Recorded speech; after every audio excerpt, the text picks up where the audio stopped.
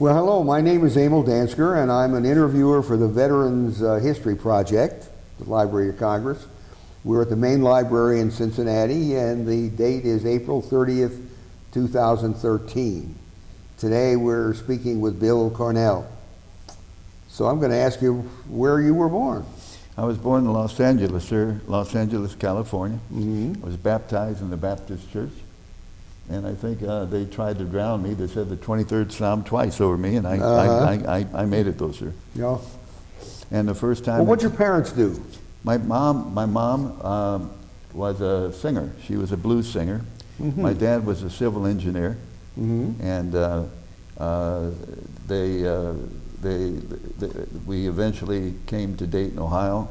I lived with my uncle, who was actually formed MCA, Music Corporation of America. Mm-hmm. And then I went I was in a boarding school out in California, but then I was living in Eaton for a year. Mm-hmm. And then eventually I went up to Todd School for Boys in Illinois, where Orson Welles had been at one time. Oh, yeah. And then I came back, and that was during the war. And this was in 44, 45.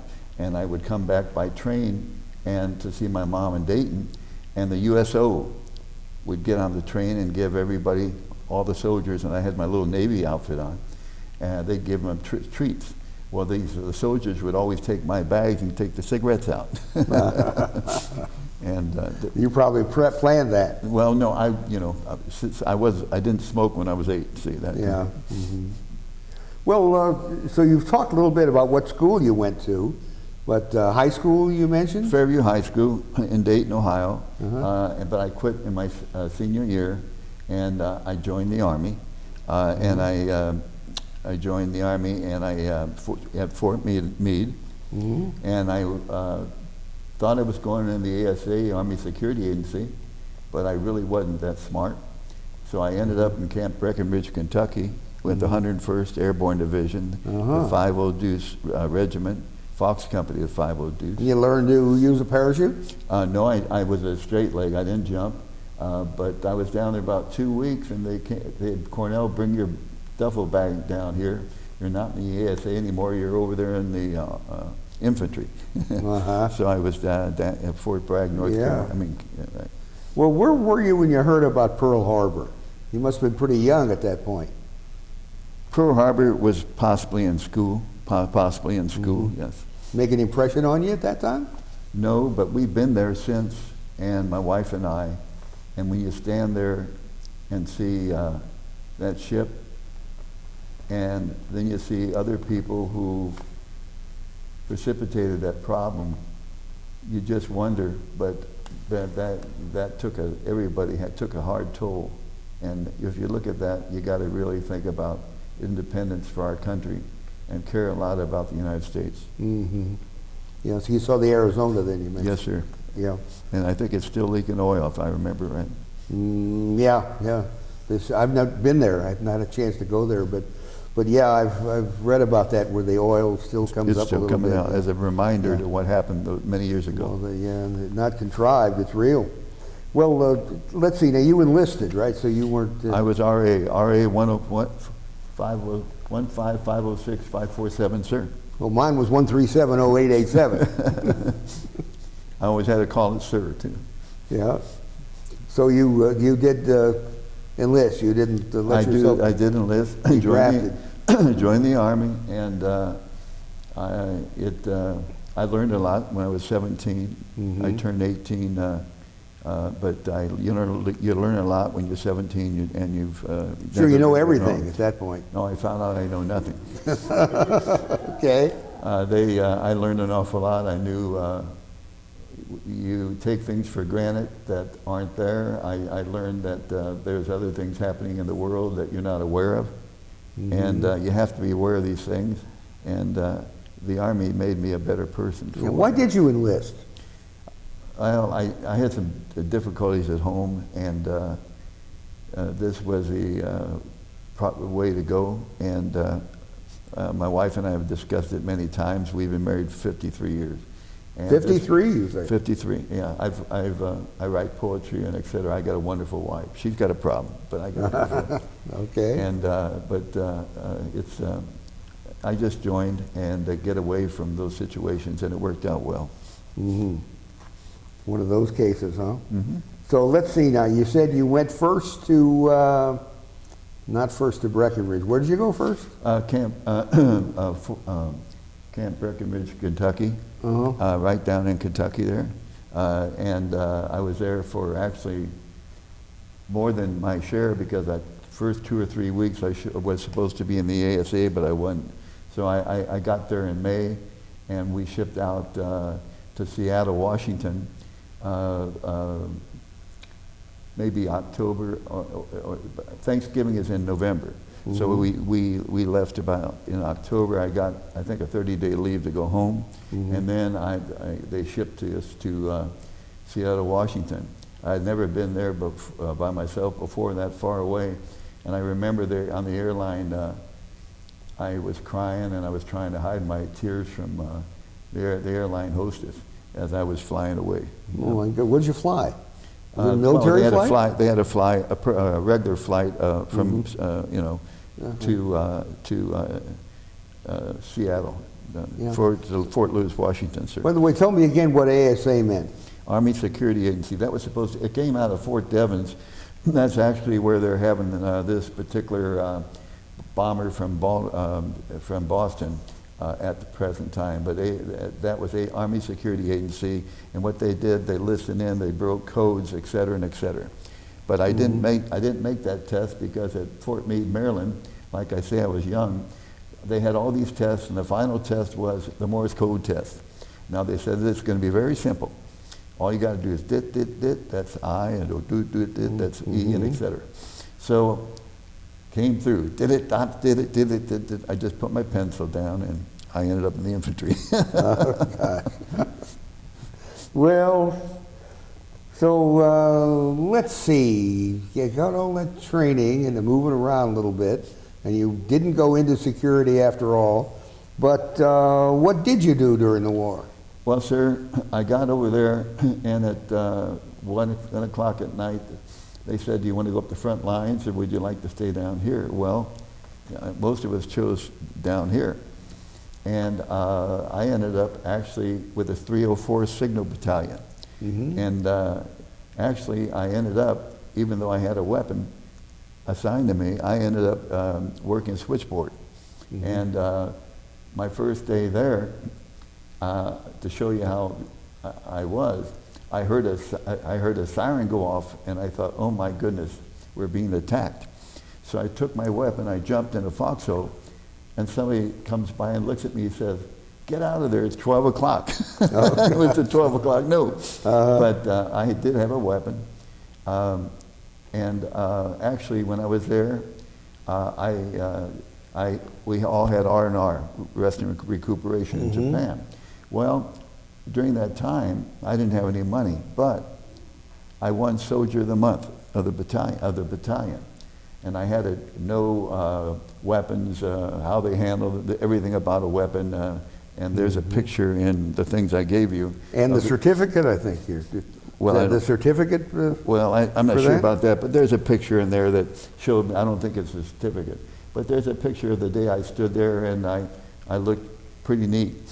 Now, the problem was, the next day that my company commander, to tell you the truth, the next day my company commander came by and saw me looking like I normally do, and he says, Cornell, is that you? Oh, God. But what'd you tell him? At that time, sir, you don't tell a captain anything. You just, yes, sir, no, sir. But I was prepared to fight if I had to. I was prepared. In fact, one of those poems indicated that we were prepared to fight. I had a bayonet, and I knew how to use it. And the thing that really impressed me, even though we weren't there during wartime, we went out on maneuvers. And when we came back, we had to eat. And we had our mess kits with us. And you have to clean out your mess kit before you go to wash, because there's always a big tub and things like that. there would be little children standing there, Korean children, Mm-hmm. with cans like this. And they'd want all of our garbage in their cans. Uh-huh. And then they'd take their garbage home and give it to their mom and dads to eat. Uh-huh. That was the most impressionable thing I ever got out of Korea. And this was, what year? This was 50? Well, I was there Three? in Thanksgiving of '53 to Thanksgiving of '54. Uh-huh. And then I went to Japan. I was there from Thanksgiving of '54 to I got a VCOM transfer. Yeah. So I was there from 1954 to 1955, and and then of course I came back, and I came back in this Thanksgiving of '55, and I ended up at Fort Bragg, but I got 30 days leave to come home, and then I was at Fort Bragg for the rest of my term. Yeah. And all that time, 54, 55, I was at Camp Lejeune in North Carolina. Were you? And you were in Korea. They didn't send me to Korea. I even volunteered for Korea, but they didn't need anybody. Well, I've seen the base where you were at. We were down there in Hilton, and we went down a little bit further, and Camp Lejeune is down there. You know, so when I joined the service, I had my choice. I could have. I didn't want to become a man. I didn't want to become a Marine. Even though they were too tough for me because I didn't know anything about it. But I joined in the Navy, and the Air Force was full. So I went down and joined the Army. Mm-hmm. You know, this, you mentioned a lot of weapons. Apparently, for your infantry tour, you trained in a lot of weaponry. Well, I was in light weapons, and first of all, I learned you don't call anything a gun. You call it a weapon. I've done more push-ups calling Or a it rifle, gun. huh? Right, yeah, but normally it's a weapon, your weapon. But yeah, we had mortars, I think it was the 4.2 and a 3.5. We had a bazooka. We had a regular machine gun. We had the 50 caliber machine gun. We had the M1. We trained in all these weapons. And the carbine. Carbine, yeah. Well, the carbine, the carbine was a light one, but we, well, I didn't use it that much. We were considered with the M1, which was a 9.5, and we always had our have that with us. Yeah. I still have my mess kit at home. In fact, I think we're going to give it to our grandson. He's 11 or something like that. Yeah. Let him have it. You know, mentioning, were you, well, let's see, I was thinking back to the kids. Did you sometimes not eat everything so you could have something to throw into the can so the kids could get it? No, that wasn't the reason. It's just that Army food ain't the greatest. Oh. And there was, I was skinny, I could handle it. And there was food to be left over. I wasn't that nice at that time. I'm 77 now, and I can see things much differently now than I did then. Like how? I observe people more than I did years ago. I see where people aren't making it as good as you did years ago. Things have changed from years ago, and people have to care about other people, and a lot of people don't care. And you have to care about people. That's my poetry is a lot about caring about people, caring about my wife, caring about people. And if you really care about people, you have to observe, and you can see if they're hurting, if someone's walking with a bag or something with their head facing down and there's nobody else around. You can, if you really care, you can find that. Yeah. Well, did your military training help you later on? When I got to Fort Bragg, I was summoned down to the town, and I had my military outfit on, and a guy comes by and he rolls his window down and he says, "Are you tired of walking?" I looked at him and said, "Yeah, I am." He said, "Why don't you try running?" Well, now I could always thumb my way up to Dayton, Ohio, where I lived. That was about 400 or 500 miles. But I just formed different opinions about different people. Plus, I met a wonderful person in my life, my wife.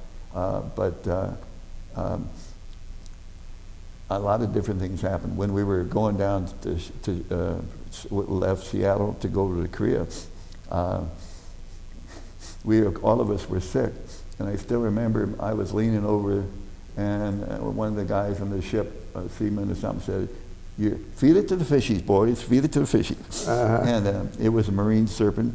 And then we got to San Francisco, and they had me on the aft for 4 on and 4 off. And then when we got over there, we'd been on there for 18 days. And there was 5 bunks. And I was on the bottom bunk, and it was so rough that I had to actually I could pull a chain, and I was sleeping on an angle, like about a 30-degree angle, so I wouldn't bounce out of the place. And then when I was on my aft, on guard duty one day, I heard a whole bunch of hollering and screaming, and I went up to see what it was, and it was one little Japanese girl standing so I knew we got to Japan then. So that was in Sasebo, Japan. So you were there, huh? Yes, sir. Well, did your military training help you find a job later? No. If you're looking for a guy who came up with any medals, I have, the Korean medal and all that jazz. But if you've seen these pictures in there with holding the kids, you can see there that I did try to hold them a little bit and carry them a little bit, and I think they appreciated it because they had smiles on their faces. And at that time, they didn't get that much, that much smiles or that much food. Yeah. And I had a picture of a papasan in these pictures too. He and I were there, and he was smiling. He had no hair. I had hair. Now I don't have any hair. So anyway, yeah. So. God. And then when I got to Japan, I sang in the choir, and there were 3 of us from the United States, and the rest of them were Japanese, and we all related to each other because of the music and the spirit, and that Easter was there. So those are the things that you have to find in this life. So what did you do with yourself after you left the Army? I came back to Dayton, Ohio, and couldn't find what I wanted. Which was?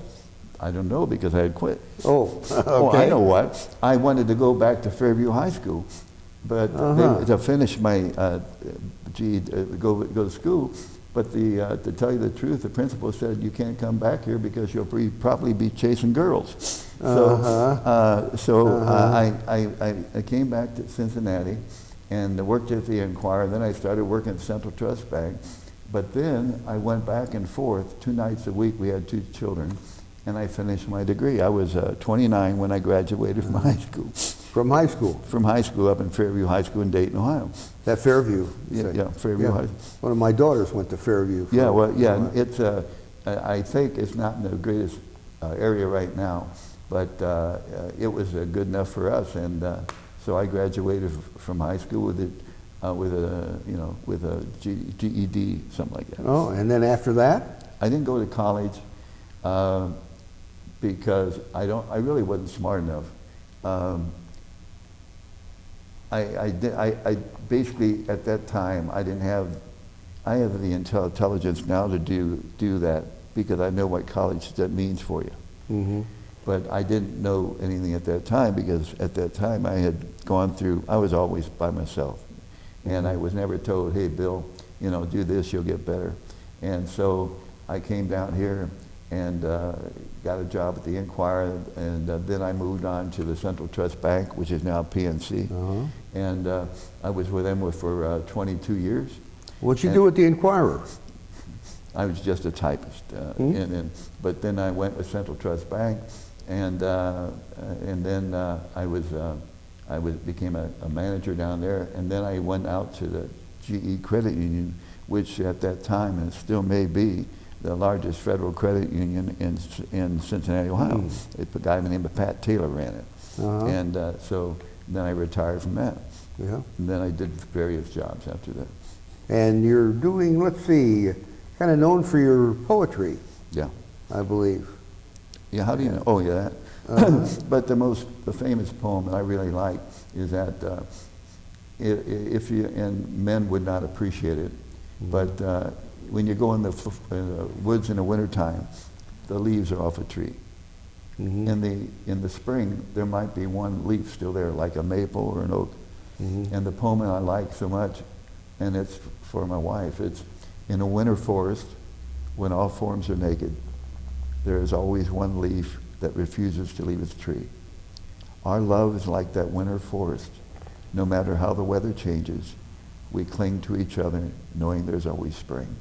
And I write other things. I've written a book of 50. I'm writing for 20. I'm doing one for 20 more. The lady from the community press interviewed me out at Green Township, and she actually put an article in the Cincinnati paper, which I didn't know she was going to do. And a lady who at Twin Towers, that's a rest home, called me, and she says they might have me do something with them because of my poetry. But I have to figure out some kind of poetry that won't cause them to cry about their lost spouse. This is coming up now. Well, it's supposed to be June the 13th, and but I'm not sure. I've had to take out my poetry, how you feel about people. You can't write and do things if you don't have a deep care, a deep feeling for someone.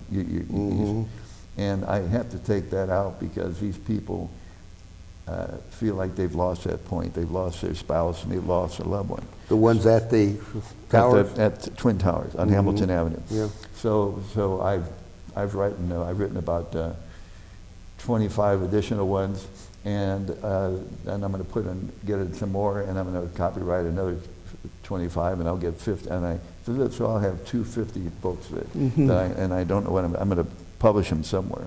I've also got a CD. I'm moaning the blues over you. I play the piano in the basement. And, it's pretty good considering this thing is crooked and I've only used for 3 fingers. And yeah, so. Well, you got pretty long piano player's fingers. Well, whatever it is, it's not a Ditch Diggers fan, but it served me well, and in hand-to-hand combat and in basic training, I didn't have this, of course. Yeah. But I learned how to do that too, and what to do. Well, we've talked about a lot that you've put in, that I've put in, that we have certain questions that we want to make sure. What is it you'd like to say? Or sometimes I like to put it as saying, how about what's a question that you would want me to ask so you could answer it?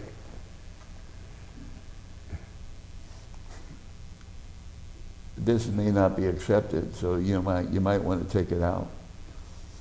But I really think that the young people of today, I'm not going to say that, that's politics. But anyway, I know what I say. I wish the young kids would get away from holding these little machines, because when you're trying to talk to your grandchildren, you can't have a good conversation. They've got this little machine in their hand. Oh, and, that little. And then you can't talk to them. You can't have a closeness. And you see them. Everybody has a little machine. Now I don't have one, but I can relate to life without that little machine. But you see, I came down Cornell Avenue yesterday morning. First of all, I don't see hardly any people walking through with umbrellas anymore. They walk in the rain. Well, I saw these people leaning against poles and that in the rain working that little machine, or someone in a parking lot trying to get out of at Kroger's and with this in the phone. Now, the other impression I have a good impression about that. Girls are pushing a chair in, has a baby in one arm, and she's got another baby in this arm. And when she gets in the Kroger's, she's got this baby here and she's got this child here. And she's got her ear in the phone and she's reaching up here for a can, for something. I think women are amazing, and a lot of men don't realize that. So I really think that's a positive. There are positives in this world, but you have to look and find them. That people are able to do. Yeah, and then the man has to realize that, hey, when he comes home, that her day hasn't been the greatest. He has to try to help, maybe help with the dishes or something like that. And I think that's a positive. And if they have it like that, I think they'll pass that on to their children. And I think that the future people will come out better for that. Mm-hmm. How would you sum up your life? I've been lucky. Hmm? I've been lucky. Uh-huh. Okay. Particular way? Yes. The Army kept me straight. I was sincere when I was working because I didn't know at my age, I didn't know what I was doing. I did what they told me to do. Mm-hmm. I found a wonderful woman who's my wife, and we've got 2 good kids. One of our children is in the in interventional radiology at Children's Hospital. Mm-hmm.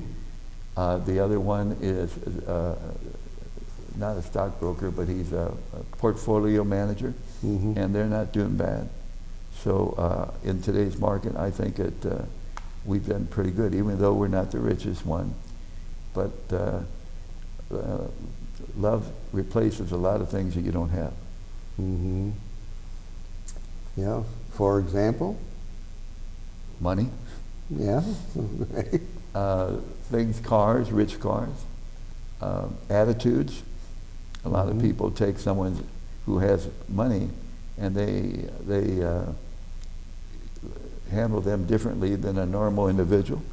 And that should not be. They should accept them for what they are, but they don't. And sometimes you find yourself wondering why they don't, and then after a while you just have to say, hey, I'm a good person, let them do their thing and I'll do mine. Mm-hmm. And you've been living a life doing that, huh? Yeah, in today's society, it's sometimes it can be difficult, but if you have 2 people on the same line and not fighting or being together, just loving the moment to be with each other, not hanging all the time. That's what I'm not talking about, but giving a little freedom. Okay, if you find the right person at the right time, you're very lucky. How did you find each other?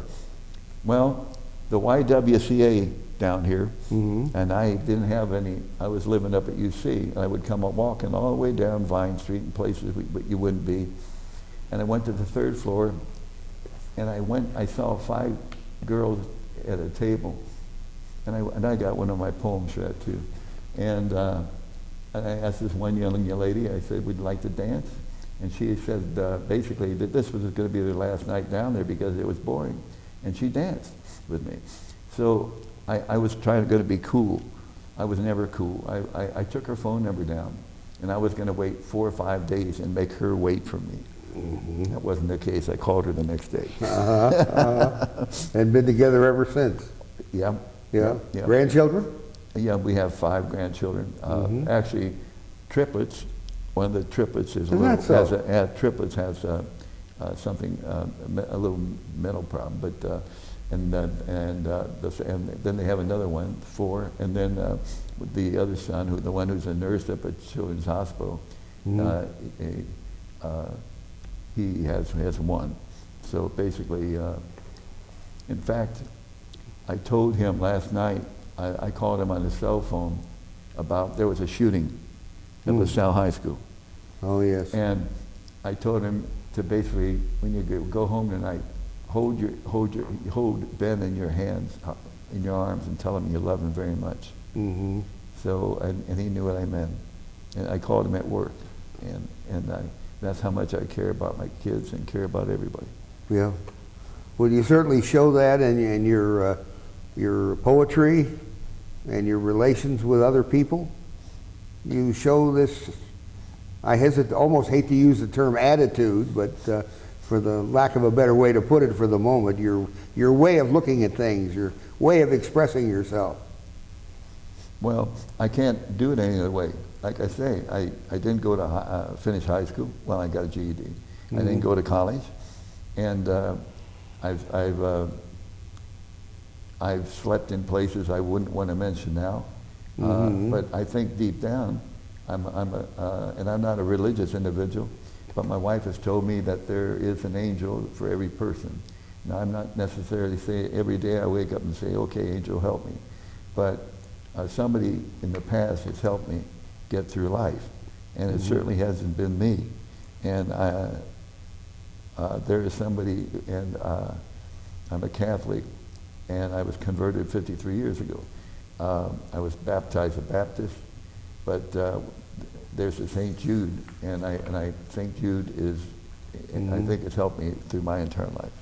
Well, I suppose we could, we might almost end then with, and with your spirit. That's fine with me. I enjoy being down here. I like Like everything that. about it. Uh-huh. Enjoy it. Sure.